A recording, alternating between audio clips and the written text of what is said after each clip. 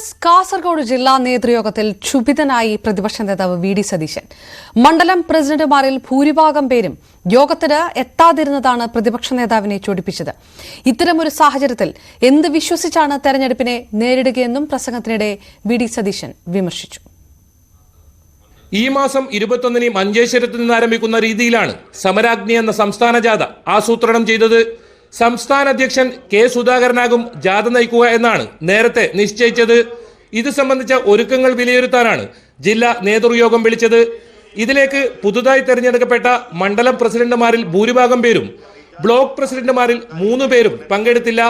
ഇതാണ് വി.ഡി. സതീശനെ ചൊടിപ്പിച്ചത്. നേതൃതലത്തിൽ അവസ്ഥ ഇങ്ങനെയാണെങ്കിൽ എന്ത് വിശ്വസിച്ചാണ് തെരഞ്ഞെടുപ്പിനെ നേരിടുകയെന്നായിരുന്നു സതീശന്റെ ചോദ്യം.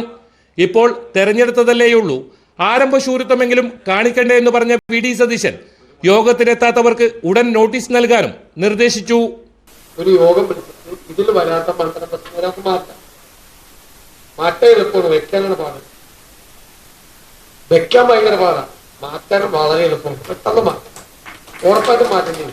ഇതിന് വരാത്തതല്ല, ഇപ്പൊ നോട്ടീസ് കൊടുക്കുക. അവര് തക്കതായ മറുപടി. ഇതുപോലൊരു യോഗം തെരഞ്ഞെടുപ്പിന് മുമ്പായിട്ടൊരു യോഗം വിളിച്ചിട്ട് കോൺഗ്രസ് കാസർഗോഡ് ജില്ലാ നേതൃയോഗത്തിൽ ക്ഷുഭിതനായി പ്രതിപക്ഷ നേതാവ് വി.ഡി. സതീശൻ. മണ്ഡലം പ്രസിഡന്റുമാരിൽ ഭൂരിഭാഗം പേരും യോഗത്തിനെത്താത്തതാണ് പ്രതിപക്ഷ നേതാവിനെ ചൊടിപ്പിച്ചത്. ഇത്തരമൊരു സാഹചര്യത്തിൽ എന്ത് വിശ്വസിച്ച് കോൺഗ്രസ് കാസർഗോഡ് ജില്ലാ നേതൃയോഗത്തിൽ ക്ഷുഭിതനായി നേരത്തെ തന്നെ എല്ലായിടത്തെയും പ്രശ്നങ്ങൾ പരിഹരിക്കുമെന്നും വി.ഡി. സതീശൻ പറഞ്ഞു. സ്ഥാനാർത്ഥികൾ നേരിട്ട് ജനങ്ങളിലേക്ക് ഇറങ്ങിയാൽ മതി. അടുത്ത 2.5 വർഷം ലക്ഷ്യമിട്ടുള്ള പ്രവർത്തനങ്ങളാണ് നടത്തുന്നത്. ഇത് ഒരു തരത്തിൽ പുതിയ ഭാരവാഹികളുടെ പെർഫോമൻസ് ഓഡിറ്റാണ്. തെരഞ്ഞെടുപ്പ് കഴിഞ്ഞ് പണിയെടുത്തിട്ട് കാര്യമില്ലെന്നും അദ്ദേഹം കൂട്ടിച്ചേർത്തു. ന്യൂസ് 18 കാസർഗോഡ്.